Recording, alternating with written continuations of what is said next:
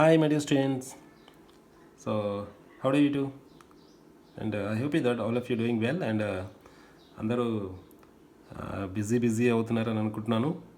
So now today I'm going to explain a very important question from the intermediate first year physics laws of motion chapter.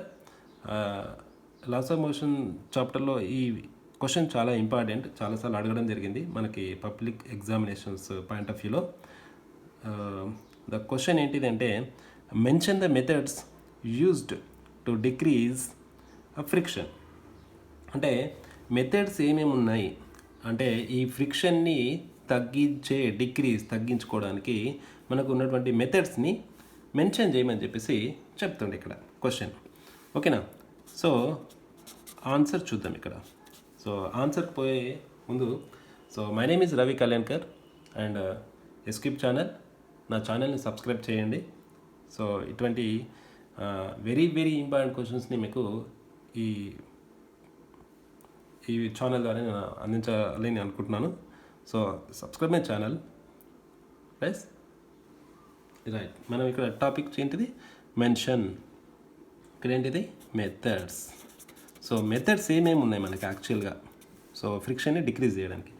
Methods to reduce అన్న decrease అన్న same అండి. Reduce friction. Okay, ఫ్రిక్షన్ని తగ్గించుకునేటువంటి methods చూద్దాం ఇక్కడ. So the first method is what? First method is polishing.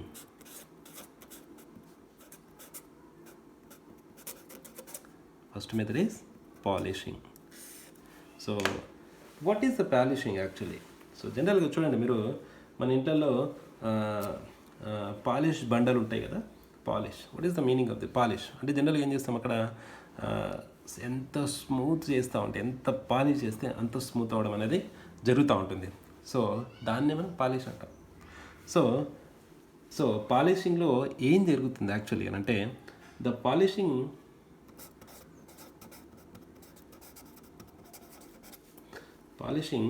the surface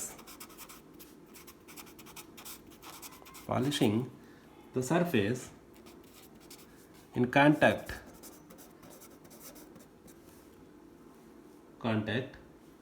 decrease the interlocking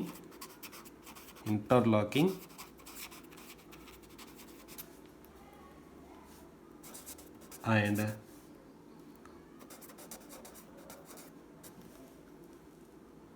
thereby friction can be reduced. అంటే ఇక్కడ meaning ఏమొస్తుంది అంటే, మనం సర్ఫేసెస్ని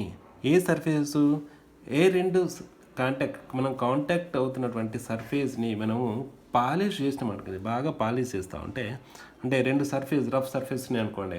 సో రఫ్ సర్ఫేస్ ఎలా ఉంటాయంటే ఒకదానిపైన ఒకటి స్మూత్గా మూవ్ అవ్వడం అనేది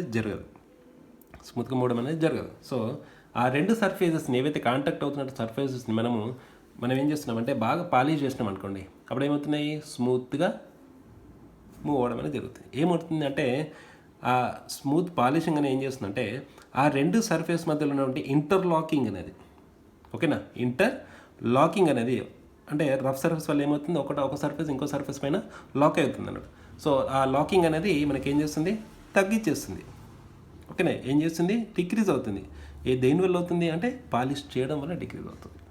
సో అప్పుడు ఏమవుతుంది? ఆటోమేటిక్గా మనకి ఇక్కడ ఈ ఫ్రిక్షన్ అనేది తగ్గడం అనేది జరుగుతూ ఉంటుంది. ఓకేనా? సో పాలిషింగ్ అనేది ఒక method to reduce the friction. So next చూద్దాం ఇక్కడ. నెక్స్ట్ వన్ ఏంటిది ఇక్కడ?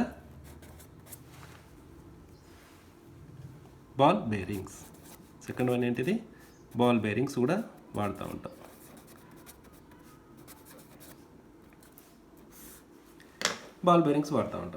సో ఈ బాల్ బేరింగ్స్ అంటే మీకు ఆల్రెడీ చూస్తూ ఉంటారు, మీరు అక్కడక్కడ చూస్తూ ఉంటారు. ఇక్కడ పిక్చర్ ఎలా ఉంటుందంటే చూడండి, ఇక్కడ ఈ రౌండ్గా ఒక సర్ఫేస్ ఉంటుంది. సో దాని చుట్టూ ఇంకో సర్ఫేస్ ఉంటుంది. సో ఆ మధ్యలో ఈ చిన్న చిన్న బాల్స్ లాగా అంటే స్టీల్ బాల్స్ ఉంటాయి మధ్యలో. ఈ స్టీల్ బాల్స్ ఏం చేస్తాయి అని అంటే ఇక్కడ ఏం చేస్తున్నాయి, దీన్ని మనం ఏమంటామంటే బాల్ బేరింగ్స్ అని చెప్పేసి అంటాం, బాల్ బేరింగ్స్ అంటాం. సో ఇక్కడ చూడండి, ఇది ఒక సర్ఫేస్, ఇది ఒక సర్ఫేస్, ఇది ఇంకో సర్ఫేస్. సో ఈ రెండు సర్ఫేసెస్ మధ్యలో నేను ఏం చేస్తున్నా, ఈ బాల్ బేరింగ్స్ని పెట్టడం జరిగింది. సో అప్పుడు ఏమవుతుంది, ఇక్కడ ఈ కాంటాక్టింగ్ అనేది తగ్గిపోతుంది. అంటే ఒక సర్ఫేస్ ఇంకో సర్ఫేస్కి మధ్యలో కాంటాక్టింగ్ సర్ఫేస్ ఏమవుతుంది, తగ్గిపోతుంది. తగ్గిపోవడం వల్ల ఏమవుతుంది, ఆటోమేటిక్గా ఇక్కడ ఈ ఫ్రిక్షన్ అనేది తగ్గిపోతుంది. అంటే దీని ఏమంటే మనం ఇవి బాల్ బేరింగ్స్, ఇవి మధ్యలో ఈ బాల్ బేరింగ్స్ని వాడడం వల్ల ఏమవుతుంది, ఈ రెండు సర్ఫేస్ మధ్యలో ఏమవుతుంది, మనకి ఇక్కడ స్మూత్నెస్ అనేది పెరిగిపోతూ ఉంటుంది. అంటే ఈజీ మూవ్ అవుతుంది, అంటే ఫ్రిక్షన్ తగ్గించేస్తుంది ఆటోమేటిక్గా. ఓకేనా. సో బాల్ బేరింగ్స్ కూడా ఒక method to reduce the friction. So ఇక్కడ ఏం జరుగుతుందో చూద్దాం. Ball bearings can reduce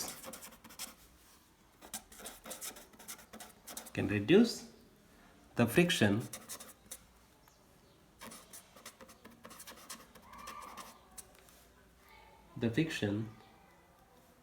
since rolling friction.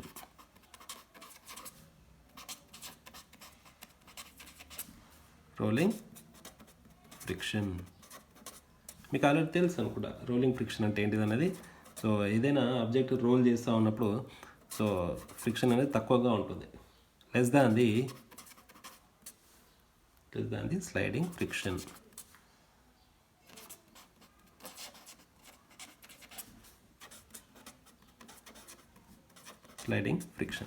అంటే ఏమవుతుంది, ఈ బాల్ బేరింగ్స్ ఏం చేస్తాయంటే మనకి ఇక్కడ జనరల్ ఈ బాల్ బేరింగ్స్ ఏం చేస్తున్నాయి, ఒకదానికి ఈ రెండు సర్ఫేస్ మధ్యలో ఏముండాలి, యాక్చువల్గా స్లైడింగ్ ఫ్రిక్షన్ ఉండాలి.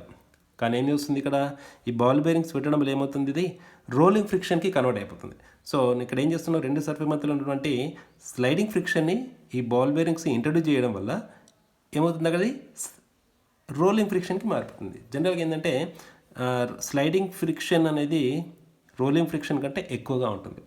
సో ఈ స్లైడింగ్ ఫ్రిక్షన్ అనేది నుంచి రోలింగ్ మార్చినాం కాబట్టి ఆటోమేటిక్గా ఏమవుతుంది, ఈ ఫ్రిక్షన్ అనేది తగ్గిపోతుంది. సో ఫ్రిక్షన్ తగ్గించడంలో ఈ బాల్ బేరింగ్స్ కూడా హెల్ప్ చేయడం అనేది జరుగుతూ ఉంది. సో నెక్స్ట్ మెథడ్ ఏంటిది, మనకి ఇక్కడ అంటే లూబ్రికెంట్స్ వాడుతూ ఉంటాం. ఓకేనా, lubricants.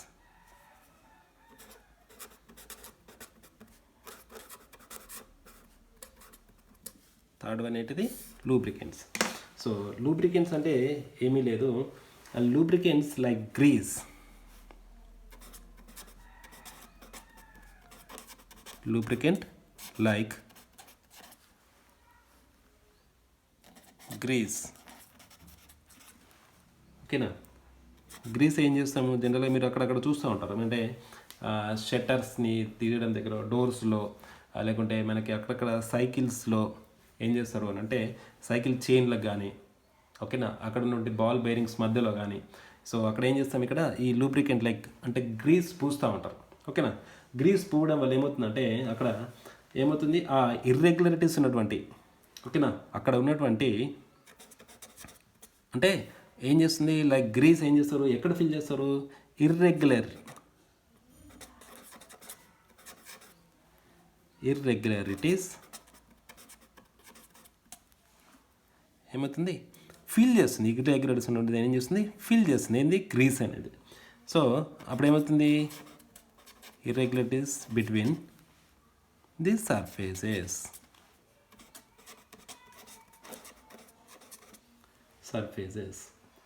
in contact.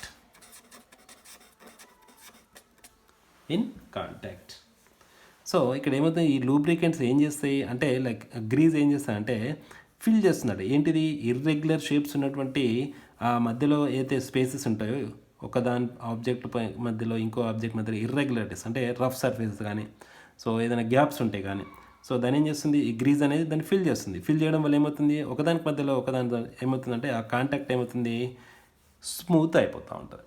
So smooth అవ్వడం వల్ల ఏమవుతుంది, మనకి రెడ్యూస్ అనేది జరుగుతూ ఉంటుంది, ఫ్రిక్షన్ అనేది. So thus friction is reduced. అంటే ఆ రకంగా మనకి ఇక్కడ ఫ్రిక్షన్ అనేది తగ్గిస్తాం. దేనివల్ల, లూబ్రికెంట్స్ వాడడం వల్ల. లూబ్రికెంట్స్ వాడడం వల్ల. నెక్స్ట్ లాస్ట్ వన్ ఏంటిదంటే స్ట్రీమ్ లైనింగ్.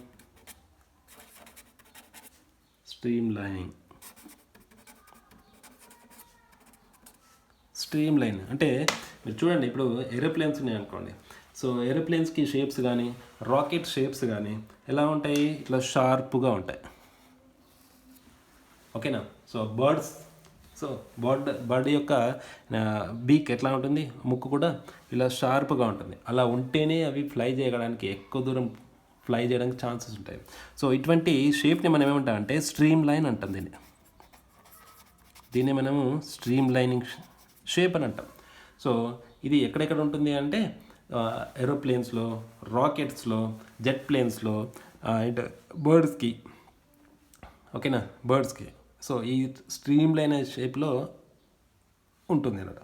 సో ఇలా ఉండడం వల్ల ఏమవుతుందంటే ఈ ఎయిర్ ఏదైతే వస్తుందో ఈ ఎయిర్ అంతా ఏమవుతుంది, ఈ ఎయిర్ అనేది ఈ విధంగా స్ప్లిట్ అయిపోతే వెళ్ళిపోతూ ఉంటుంది. ఓకేనా. ఫర్ ఎగ్జాంపుల్ ఇది ఒక బర్డ్ యొక్క ఏంటిది ఒక బీక్ అనుకోండి. ఇప్పుడు ఎయిర్ అనేది ఏమవుతుంది, ఇలా కట్ అయిపోతూ ఉంటుంది. ఈ ఎయిర్ అనేది ఇలా కట్ అయిపోతూ వెళ్ళిపోతూ ఉంటుంది. సో అప్పుడు ఏమవుతుంది, ఆ బీక్ అది కోసుకుంటూ వెళ్తూ ఉంటుంది అన్నట్టు. ఓకేనా. షార్ప్గా గాలిలోకి పెనిట్రేట్ అవుతూ వస్తుంది. సో ఈ బీక్ వల్ల, ఈ స్ట్రీమ్ లైన్ షేప్ వల్ల మనకి ఎయిర్ ఫ్రిక్షన్ అనేది తగ్గిపోతూ ఉంటుంది.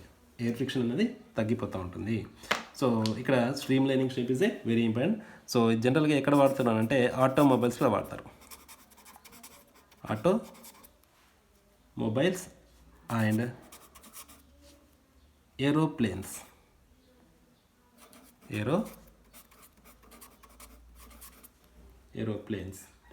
Are streamlined.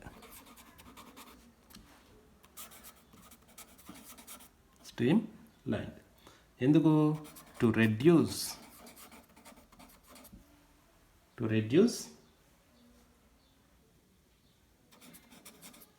The air friction. So these four are the methods to reduce to decrease the friction. So first one is the polishing, and next one is the ball bearing, and third one is the lubricant, and fourth one is the streamlining.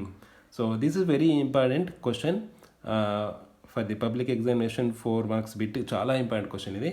So ఇది చాలా easy, just కొద్దిగా చూసేసుకున్నారనుకోండి, you can write it very easily. So ఇది ఇంకా easy చెప్పాలంటే మీరు ఏం చేస్తారంటే ఈ డెఫినేషన్స్ హెడ్డింగ్స్ పర్ఫెక్ట్ గుర్తుపెట్టుకోండి. సో ఇవి ఏవైతే హెడ్డింగ్స్ ఉన్నాయో అవన్నీ పర్ఫెక్ట్ గుర్తుపెట్టుకున్నారు అనుకోండి, మీరు ఈజీగా వాటిని రాయడం అనేది జరుగుతూ ఉంటుంది. ఓకేనా. Thank you.